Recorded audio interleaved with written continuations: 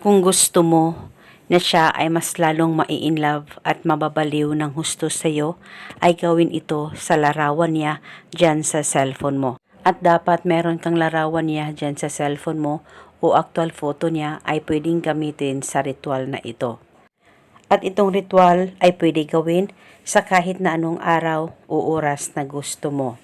Una, kunin mo lamang ang cellphone mo at hanapin mo ang larawan niya dyan sa cellphone mo. Titigan mo ito ng maigi. Pakaisipin mo siya, mag-focus at mag-concentrate ka at ibulong mo ito sa larawan niya dyan sa cellphone mo.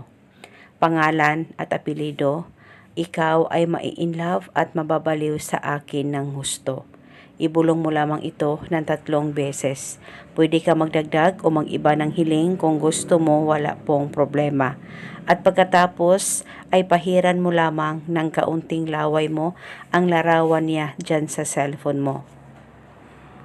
At paniguradong matatamaan siya at mababaliw at sobrang mai-inlove ang mahal mo sa'yo sa oras na magawa mo ang ritual na ito.